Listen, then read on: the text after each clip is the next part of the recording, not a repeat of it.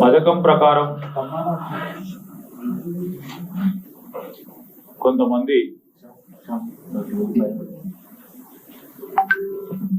మరి అమాయక రైతులకు సంబంధించిన సమస్యలను కూడా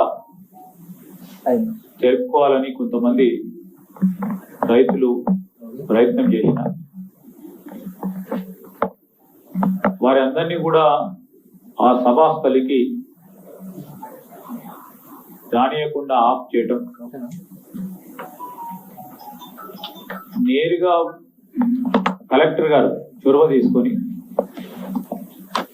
సరే తిరిగి ప్రజల వద్దకి మనం వెళ్దాం, వారి సమస్యలు తెలుసుకుందాం, వారి అభ్యంతరాలను తెలుసుకుందాం, వారి అభిప్రాయాలను తెలుసుకుందామని వారు అక్కడికి వెళ్తే కొంతమంది అక్కడ ఉన్న ప్రజలను రెచ్చగొట్టే ప్రయత్నం చేసి భౌతికంగా కలెక్టర్ పై ఇతర అధికారులపై దాడి చేసే ప్రయత్నం ప్రత్యక్షంగా కూడా మనం టీవీలలో వీడియోలలో అన్నింటిలో కూడా చూడటం జరిగింది.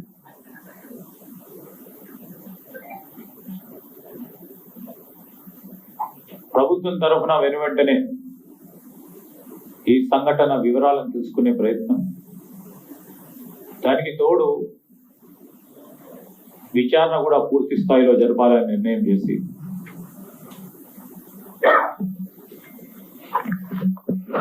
అసలు కలెక్టర్ గారిని పథకం ప్రకారం ఆ వేదిక నుంచి అక్కడ దగ్గరికి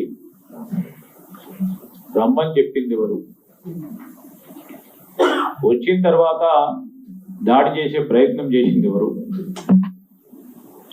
ఎవరి దమనకాండకు పాల్పడే కార్యక్రమాన్ని ఆలోచన చేసింది ఎవరు, దీని వెనుక ఉన్న కుట్రదారులు దానిపైన ఖచ్చితంగా సమగ్ర విచారణ చేసి స్పష్టంగా చెప్తా ఉన్నాం. ప్రభుత్వ యంత్రాంగానికి సంబంధించి ప్రభుత్వం అభివృద్ధికి సంబంధించిన సంక్షేమానికి సంబంధించిన పథకాలను అడ్డుకోవాలని ఎవరు ప్రయత్నం చేసినా ఉపేక్షించేది లేదు.